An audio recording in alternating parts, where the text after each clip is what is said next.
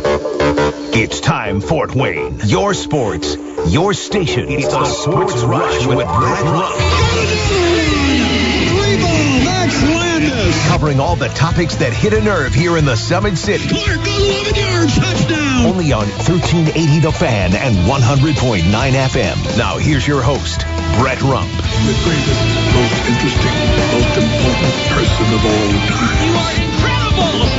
Over and I'm blind. Yeah, well, you're half right. What is this, amateur hour? This is going to be huge. I believe this is going to be our finest hour. Just when I think you've said the stupidest thing ever, you keep talking. I think that's the worst thing I've ever heard. That boy ain't right. The simplest way to put it, I have problems. Welcome to the alleged show.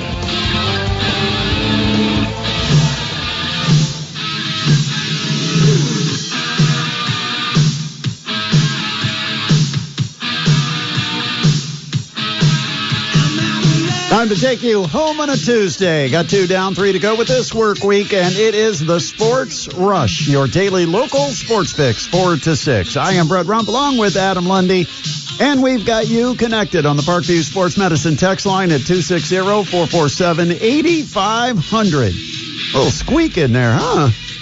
260-447-8500. We love to hear from you. Anything on your mind, give us a text. 260-447-8500. Coming up this hour, Tuesday Time Capsule Trivia will be your chance to win a large pizza at a Pizza Hut. Also, Norwell Lady Knights coach Eric Thornton. Josh VanMeter also joining the program coming up at 5:35 in our All Norwell Hour. By the way, we were talking in the office earlier today about the next Indiana coach and kind of taking a little bit of a straw poll as who we thought would be the next coach. And, of course, I still feel Dusty May, which I had a couple of people that agreed that they think Dusty May is the front runner. We did have someone in the office that stepped up, said Buzz Williams. Williams. But yeah, I just have never been real fond of Buzz Williams. And I haven't heard him being talked about much, have you? He's been mentioned. Yeah? I mean, there's a lot of lists that mention a lot of guys, and I think part of that is because the more you throw on the list, the better chance you have of getting one of them right.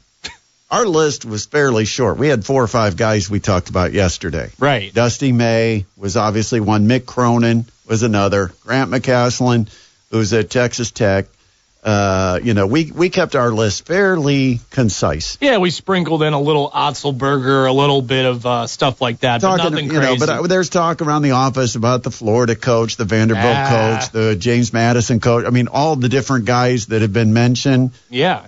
But if it was in my book, I still think Dusty May. Now, the question did come up, and I got this text yesterday while we were on the show about Bruce Pearl.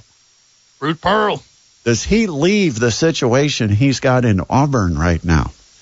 I don't know. That's tough to say, especially with what they think about the SEC right now. You know what? You can make basketball exciting, but all it's doing is filling the void between the football season and spring practice, because that is a football school. It is. They do have a good basketball team, though. That's the thing. And it's kind of in the middle of nowhere. I mean, not like Bloomington is a hotbed metropolis, but I don't think he leaves Auburn. No. Even if Indiana's his dream job, which he did state a few years ago that would be his dream job. But I mean, you're top of the SEC right now, ranked, number 1 in the nation. I mean, that's tough to pull away from. At this point, probably the favorite to win the NCAA tournament. You'd have to think so. There's a few teams I think I'd keep an eye on when it gets to the NCAA tournament. Keep an eye on Duke. Oh, yeah. Cooper Flag, man. Yeah. Auburn, obviously. Kansas with Flory and Dickinson. Yeah, keep an eye on them, too. They got a couple of bigs that can dominate around the basket. Yeah, hey, I'm just taking a look at and Michigan. Don't count out those Wolverines. Remember, no. I picked them to win the Big Ten before the season started. So they can make a run. I'm just checking bracketology right now, seeing who's on the bubble right now. Not in the first 4 out, but the next 4 out, the Indiana Hoosiers. Oh, so they've got to jump out of that 4 to the next 4 and still make another leap to get. Yes, they're 8 out of the last 4 in. They've got chances based on who they play. Yeah. And I guess at this point they'd probably have to get 3 tournament wins, maybe make it to the championship. They might not have to win it, but they might have to make it to the championship. But that's even if things go well before they get to that point. Exactly. So I guess what it's telling us is the brand is still strong enough that if there's any way you can argue Indiana in the field, you make that argument and you put them in, even if they've got to play as a 11th or 12th seed. I'm just looking at this bracketology, my man, and it feels like I feel like we're going to just have an entire SEC just field of 64, man. Yeah. Right now, Oklahoma 10 or 11, I think, probably out of the SEC. Right now, in the last 4 in is the Oklahoma Sooners, who are 14th in the SEC at 16-9. Wow. So that's what we're looking at right now. So Oklahoma, another big football school, is in over Indiana. Yep, 16-9 and 14th in the SEC. You know what it's telling us? Further proof that Indiana has officially become a football school. Woo! Coach Sig, let's go. 260-447-8500. 260-447-8500. All right, you can go ahead and call. We'll take our call for Tuesday Time Capsule Trivia. 260-447-8500. If you'd like to play today, we're taking caller number 2 at 260-447-8500. Caller number 2 is today's contestant on Tuesday Time Capsule Trivia. By the way, women's basketball for Purdue Fort Wayne, they're going to be in action on Thursday down at Northern Kentucky, a team that just upset Cleveland State in their last game. That was last week before Cleveland State came into Fort Wayne and won. But Northern Kentucky with J.C. Jones, the former Southside product, as their point guard, will be hosting Purdue Fort Wayne coming up on Thursday night. And that's a big one for Mastodons women's basketball. They cannot give a game away before that last game of the regular season when they take on Green Bay. And almost regardless of what happens between now and the last game of the regular season, basically that game's going to decide the championship. Because Mastodons hold a win over Green Bay. If Green Bay wins at home, they'll be 1-1 against each other. They'll both be 1-1 against Cleveland State. There's a lot of things when you look at it. It's like, well, I'm not sure if you're going to be playing for a championship in that day or if you're going to be playing for a co-championship. And then if they tie, you end up with a tiebreaker that is the top net ranking. And right now that favors Green Bay. But Thursday night, next action for the women as they'll be on the road at Northern Kentucky. We're ready to go? We are ready. All right, it's time for our favorite Tuesday activity. It's called Tuesday Time Capsule Trivia, and we've got a contestant ready to play. Who's this? It's Whiskers! Oh, no! We somehow made the mistake of answering caller number 2. How you doing, Whiskers? Caller number 1, too. Oh, well, he's determined to play. He got that call back yeah, button ready to go. Have that redial really, really quick. But, okay, Whiskers, you know how the game works.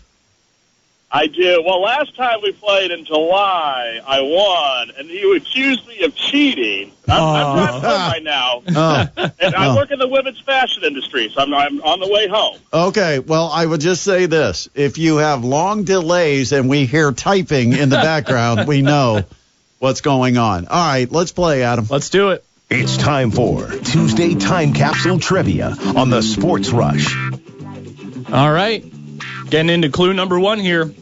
August 3rd of this year, Sam Snead, at 67 years, 2 months, and 7 days, sets the record for the oldest player to make the cut in a major golf tournament. Okay, Whiskers, you can play or pass. What do you want to do here on the first clue? I'm playing. Okay. All right, 1978. Boom. I think you're close. I'll say 1975. All right, going on to clue number 2. This will be Brett first. Led by third-year head coach Jim Young, the Boilermakers football team compiled an overall record of 10-2 with a mark of 7-1 in conference play. They were invited to the Astro Bluebonnet Bowl, where Purdue defeated Tennessee. I'll go with 1979. Dang, man. Boom. I heard some typing, Brett. Boom. I can confirm there was no typing, Whiskers. Oh, yeah. Who's got the boomstick now? Yeah. Oh, man. Well, Whiskers, it was a great run while it lasted.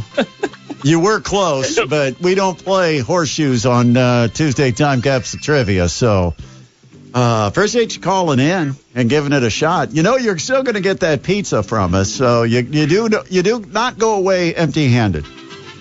I'm just looking forward to March Madness. Go Lobos! All right, Whiskers. All right, hang on the line, Whiskers. We'll be back with you here in just a second to get the info we need to get you that pizza card. All right, Adam, I know, once again, I've knocked it out of the park on the second clue. This is just going to make me go way more obscure next week. I hope you know that. A couple more. Well, you know, the problem is, for you, this is like archaic history. Yeah, I don't know. For me, it's like, oh, well, I remember this. I was a kid, watched all that. I mean, I remember Sam Snead, and it's like I just barely remember watching golf when Sam Snead was at the end of his career. I'm not going to give you any more of my hints. I'm going to keep them for another day. Oh, okay. But I will give you the top song from this year. It's My Sharona by The Knack. Oh, well, I know that, too. There you go. So there we go.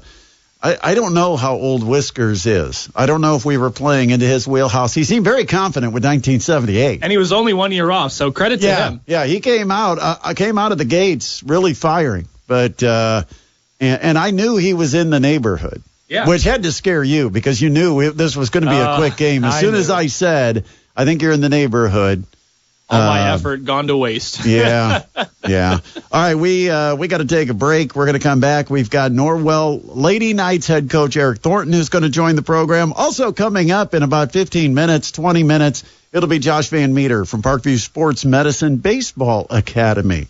That might be something you haven't heard of before. Well, that's because Parkview Sports Medicine announced it today, and Josh VanMeter is going to head it up. So we'll talk to Josh about his career, his retirement, and his next chapter.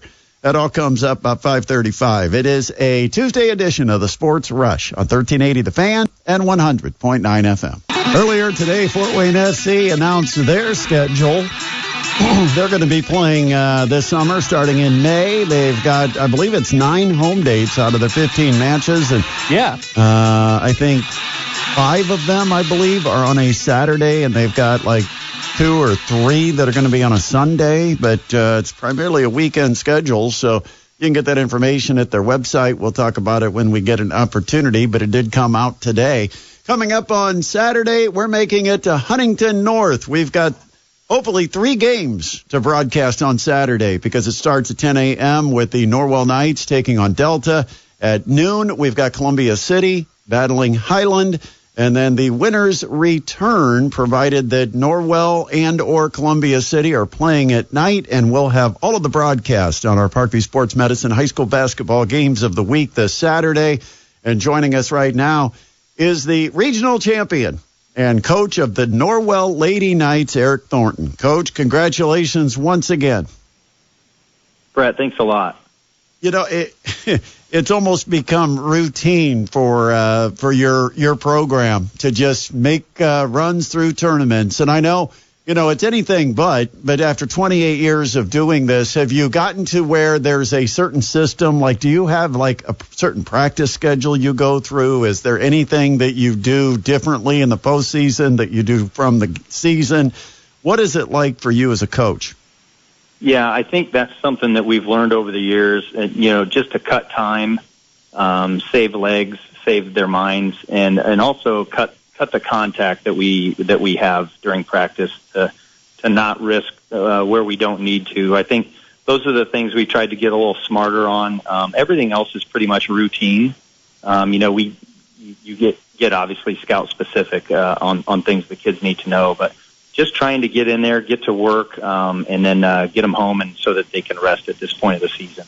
Did coming into the season, what did you see with this team? Did you expect this kind of year? You scheduled tough, but that doesn't tell me anything because you always schedule tough. But did you feel like this was a group that could get to this position? I did. Certainly, we have everybody in new roles as far as that goes. You know, we have Vanessa Rossworm back playing the point guard, which that wasn't even in our minds heading into the summer, actually. So that just kind of came about, in the off-season stuff, which was great. But that off-season was so important to us. We scheduled hard again this summer with some of the events we went to, and you could see that this group, and they've always won growing up, but they hadn't done it at the varsity level as an entire group. So after June, I think we had a pretty good feel for what this group was going to be able to handle. When I look at your schedule this year, and you always schedule tough, but if I look at maybe the top 8 opponents that you played, by my math, I think you might have lost 6 of those. Was there ever a moment where you doubted if this team could get over the hump, or did you take something away from those games against some of the elite competition in Northeast Indiana, in fact, in all of Indiana?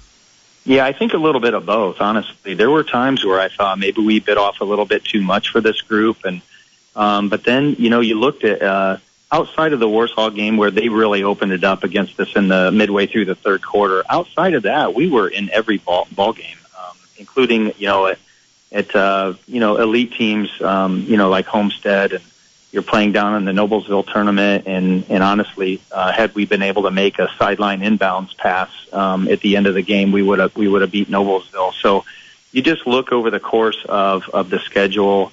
And you look at how many games we were in. 5 of those 6, we really felt like we could have won. And you just take what you can from it. And as we've told the girls, it's only a good loss if you do something about it. And so that's what they've tried to do, and I couldn't be more proud of them.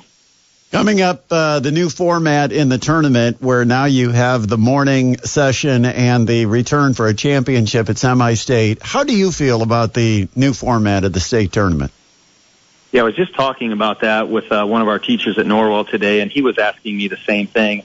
The thing that I like about it, Brett, is that after you come off of a hard sectional week where you're preparing, for us it was for 3 teams, finishing off with the best of that sectional field with Belmont, and then you go into in the past it was another hard week where you're preparing for potentially 3 teams again. If you're gonna play 2 in the old regional system. You're in a really, really hard week again, probably even harder than the sectional week.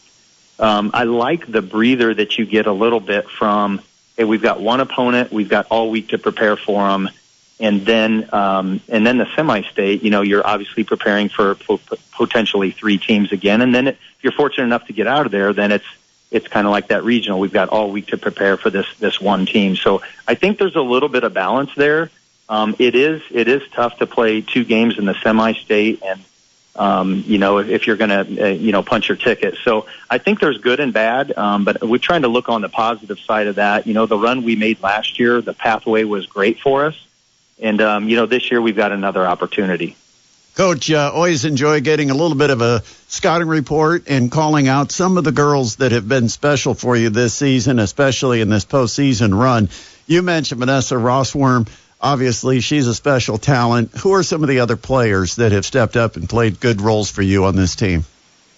Yeah, thanks for letting me talk about our kids. Outside of Vanessa, we've got a lot of young kids. We've got Macy Salfrank, who's our second leading scorer. Here's a kid who played freshman basketball a couple years ago, and then was our leading JV scorer, and has really developed and flourished this year. Has done a tremendous job. We also have juniors Jada Dale. We've got Ashley Waldman, who went 6 for 8 from threes in the regional game against East Noble. Addison Norris, Larkin Smith, and making sure I don't miss any here. And then we go to some sophomores here with starter Olivia Green in the post. Her sister played for us last year, in Haley Green, one of those special seniors that we lost. And then Bella Swineford, and then we also have Haley Williamson. Our 2 seniors are injured right now, but I can't say enough about Ryland Graft and Mackenzie Beck. Those girls are injured, but they have been tremendous leaders for us, and have been awesome throughout the tournament.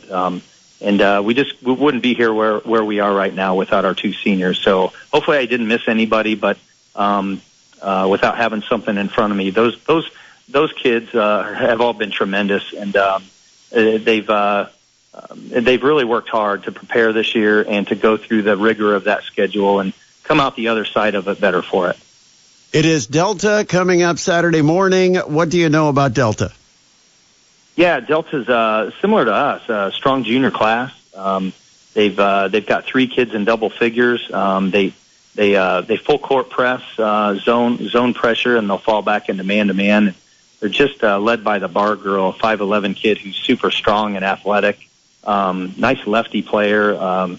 She's just really, I think she's going to be bigger once we see her in person, but she just moves really well, and they've got some really nice guard play. So, I look at it similar to a Belmont team, an East Noble team, kind of that really solid 3A program that they have. So we'll have to play well to get to that night game. Do you ever try to reference a team you've played during the season? And like when you look at a scout and you look at Delta on film, do you try to say they do a lot of the same things that we saw this team do during the regular season? Yeah, you always try to figure out, when you watch a team play, you can kind of tell what they're doing. You try to figure out what their bread and butter is. And so, if we've seen pressure like Delta has done, we can reference that with another team. And, we're always trying to build our kids' confidence without being overconfident. But, all those experiences that our kids can draw from through the schedule we played, there's certainly multiple teams that we can reference when we're getting ready for a game like this. What does playing in the NE8 mean for your squad in the postseason? Because it obviously has paid some dividends for some of the area teams. And I think Belmont would have made it. It's just that they ran into the same sectional that you were in. So when you look at the conference as a whole, having that kind of quality, skill, preparation that you have to go through, that's got to be something that really helps you at this time of year. Well, you're right. The NE8 is as strong as it's ever been. Belmont is one of the best teams in the state. Andy's done a great job, and they were definitely good enough to get to this level and possibly beyond. So we were fortunate to win that game. Amy Shear and I were talking, a few weeks ago about how strong the NE8 is, and we play great competition. I think there's the opposing coaches that we face on a regular basis in the NE8 do a great job, and their programs were very good. The depth of the NE8 really showed itself this season, and to come out there and have 2 of us playing the same semi-state, I think it says a lot about the NE8. The North 3A is really good, and it's a great opportunity for the NE8 to continue to highlight how strong it is. Well, Coach, we're looking forward to it. I'll be there on Saturday calling the games. Can't wait for it. Best of luck, and hopefully we get an all NE8 matchup in that championship game.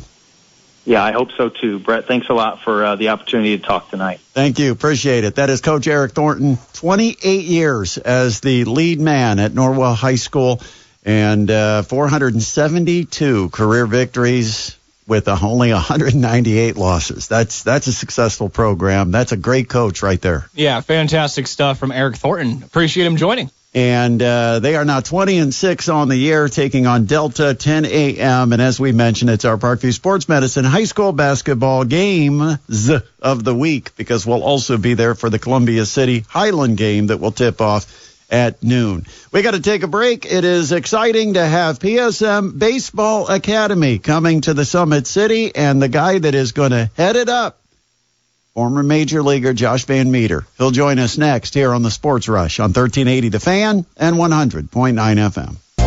Coming up at 6 o'clock, we've got the Mastodons Coaches Show with men's basketball coach John Kaufman, women's basketball coach Maria Marcasano. That is at 6 o'clock. And then Purdue basketball as they'll take on the Michigan State Spartans up in the Breslin Center at East Lansing, Michigan. We've got that broadcast then at 7 o'clock right here at 1380 The Fan and 100.9 FM. Earlier today, it is official, the announcement of PSM Baseball Academy. And talk about hitting a home run right off the bat to lead the charge. It is none other than Ossian, Indiana's own Josh VanMeter. And Josh joining us now to not only talk about this new venture and this new chapter in his life, but maybe a quick look back on his career. Josh, good afternoon. Good afternoon, Brett. How we doing? I'm doing great. Well, first of all, I want to talk a little bit about your decision to close one chapter and then start a new one. And in that past chapter, it's been filled with storylines and I'm sure plenty of memories. But the decision is always a tough one. You're 29 years old. You're going to be turning 30. And was there a timeline that you gave yourself? What was it that went into the decision that this was the right time to call it a career in baseball? Oh man, that's I'll try to make this as short as possible because that's a long answer. But me and my wife recently started a family. There's so much that went into this decision, and obviously that had a lot to do with it. On the other hand, there are times when the game is staring you in the face and it's telling you that it doesn't love you back anymore as much as it did. And so for me, I just had to weigh out all my options, the pros, the cons, the chase of the dream of whether it was worth all the sacrifice still. And when I really sat down and really thought about it and talked with a lot of close friends and family, it made the decision pretty easy. And then honestly, leading into the next chapter, I'll talk more about it, but the timing of it was just something that I felt I couldn't pass up, and so that made the decision to hang it up even easier. And like you said, it was a heck of a ride, and it was a dream come true, and just so proud of all the hard work that went into it, and it came from so many people around me, and what a story that I'll get to tell my kids and grandkids one day. It sure was a lot of fun, Brett. How did you handle the mental toughness that you have to have as a professional baseball player? Because I would think it is such a challenge to maintain your confidence, to enjoy the fact that you're playing a sport, but getting the ups and downs of what you endured throughout your career. Yeah, that's another really good question. Obviously, it was a struggle at times. I'd be lying if I said that I was just, some mental warrior, for 12 years. That obviously isn't the case. There was a lot of trials, a lot of tribulations. I guess the best way I can describe it, Brad, is at one point or another, you just become numb to it, and you just, when you get knocked down, it's so cliche, but you just get right back up. Failing is such a big part of, not only baseball, but just sports. And the more you fail and the more you get used to just getting back up, going in the next day, putting in the work, same thing you did the day before, no matter whether you went 0 for 4 or 4 for 4, it makes failing, just kind of a part of it. It is a part of it. So the better relationship that you can have with failure, and just know that it's a part of the game, but it's not the final destination. It's just an obstacle. And like I said, you go back into the facility the next day, you put your work in, and go back out there and compete again, and hopefully things go your way, Josh VanMeter joining us here on the Sports Rush. When you look back on your career, is there anything that you would consider a regret? Oh, man. Yeah, I'm sure there is. Yeah, I'm sure there definitely is. For how much time, to say that I did everything maybe the way I should or how it's supposed to be drawn up, I'm sure there's regrets, but in the end, you focus on the positive, and you focus on the fact that all the work that I was able to put in and all the time that I sacrificed, and like I said, all the trials and tribulations, to come out on the other side and be able to look back, and I was able to accomplish my dreams. And there's a lot to be said for that. The process of it all got some muddied water at times, but in the end, man, it all worked out, and it's just such a cool accomplishment, not only for me, but really for my family, my friends, my loved ones. It was a ride that not only that I was on, but all those people as well. Take me to the clubhouse, because I'm wondering if you were ever on the butt end of a prank. Oh yeah, that stuff exists, but we didn't get it too bad. I think a lot of the horror stories are, back from the early 2000s and before that. But yeah, you got to get up on the bus and sing a song. And I remember I got up there and sang a song or told a joke or something, and it wasn't very good. And I had to go sit in the bathroom for the rest of the bus ride home. That's probably the PG way to put it, I guess. I'm wondering what level was the bus ride? I thought you rode in charter flights when you were on the bigs. Well, that's after you land from the. You still got to get to the hotel. So once you get off the plane, then you got to get on the bus, and you got to get from the airport to the hotel. It's been a lot of fun watching and following your career, Josh, and certainly we look back on your career fondly and are very proud of what you were able to accomplish with your time in Major League Baseball. But now we're looking forward to what you're going to be able to accomplish with our area youth, because you've taken a role with Parkview Sports Medicine as the head of the Baseball Academy. What exactly is it that drew you to this? Yeah, so like I was talking a little bit about earlier, when I put out my retirement thing, a week or so ago or whatever, but the decision has been made, kind of long before that. So, I was presented with this opportunity, and the timing of it, man, the more I dug into it, it was something that I just kind of felt called to do. I've always thought that, and I've always had people tell me that they think I would be a good coach, and I like to coach. I still, I love the game. No matter what you go through, you still love the game, and I'm going to have to do something, and I can't sit at home all day, and this just seems like the perfect situation for me. One of the big things like post playing is I wanted to be home with my family, and and given the opportunity to stay in the game and coach. Baseball is what I know best. I didn't go to college.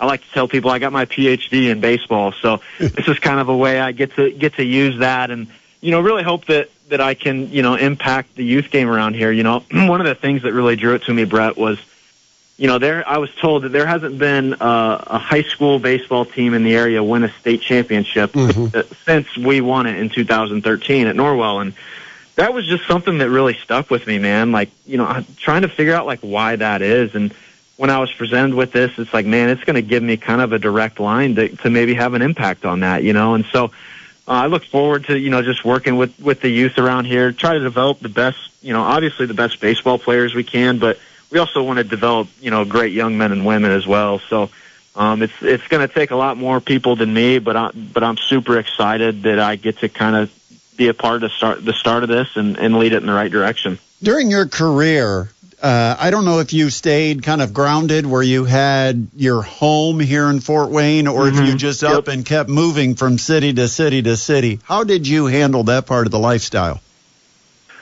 Yeah, I always tell people I'm going to be real excited. I don't have to pay 2 mortgages anymore, 2 rents anymore. So I'm really excited for that. But, that was one of the really hard parts, Brett, honestly. Me and my wife got married in 2022, and from that point on, man, the travel gets hard. It does get hard, and then you start a family, and it gets even harder. And so that was one of the parts that I would say kind of really wore on me. I was young when I got into this, and that part was tough. But like I said, you got to find a way to get through it. Because baseball was my job. At the end of the day, that was my job, and so it was my career. And so you learn to battle through it, and then when the game's kind of pushing you away, it makes you that part even tougher. So that was definitely one of the tough parts for sure. What is your vision for Parkview Sports Medicine Baseball Academy? What are you going to try to provide? What type of services are going to be available, and how are you going to get this going? Yeah, so it's going to, we envision, kind of a one-stop shop, for baseball training. You have, with me, you kind of get the baseball side of it. The way we're going to run things, we're just going to start with private instruction. The first and last hours of days we train will be one-on-one, and then the hours in between will be small group training. And, I kind of want to do things, a little different. Typically when you do instruction inside, it's like, just hitting, and you hit for an hour. Well, there's a lot more to the game than just hitting. You got to be able to play great catch, to play at the next level. You got to be able to play good defense. So we're going to try to incorporate it into being, more of a baseball lesson, not just a hitting lesson. And so we're going to start with that, start with the private instruction. And then, I do think eventually down the line, we kind of want to build this into like a total organization, you know what I mean? Where, you have teams and, and stuff like that. And as far as facilities, there's a lot of cool things on the way that I don't think I can talk about yet, but I can't wait to share. And I just think that this opportunity, there's a lot of kind of stuff behind the scenes, but getting going here, I just want to be able to provide the best instruction, share my experience with kids, and just get kids having fun in the game. And if they happen to get better, man, that's an added bonus. And so that's what we're going to try to do. And, this thing will morph as time goes. I think it'll go, we'll develop pretty quick. But for right now, we're going to start with private instruction and, just try to make kids, like I said, not only better ball players, but better humans at the end of the day. Did you have that type of mentorship or instruction when you were coming up as a baseball player at Norwell? So that's a good question. I was just telling somebody the other day, I had a lot of great coaches. Like I wouldn't have gotten to where I got if it wouldn't have been for the coaching I had.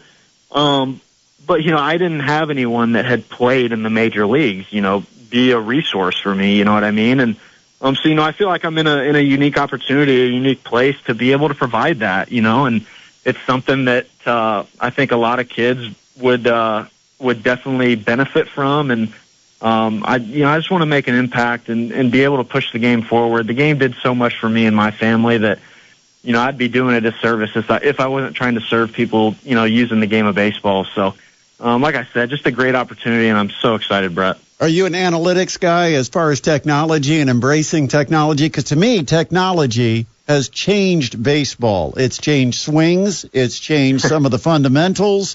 To me, the technology and analytics has changed the game from when you were playing in high school. Yeah, no, it's changed a lot since 2020.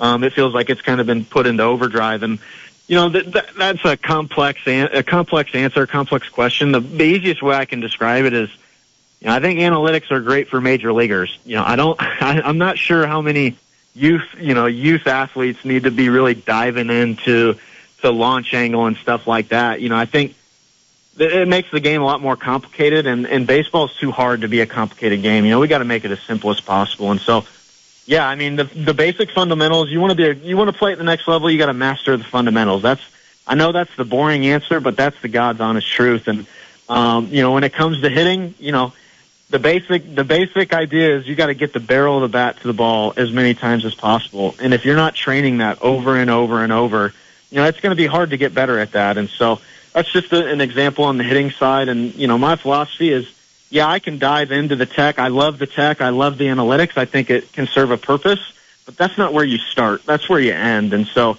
I think we got to get back to that. We got to start with the basics thing, and you got to master the basics, master the fundamentals, and then it's like when you're shooting a basketball, right? You don't start at the 3-point line. You start underneath the basket, and then you work your way out.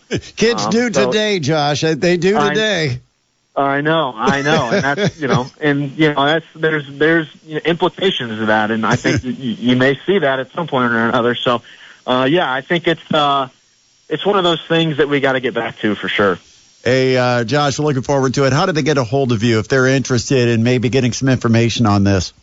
Yeah, just head to psmbaseball.com, or you can go on. We're on Instagram at psmbaseball.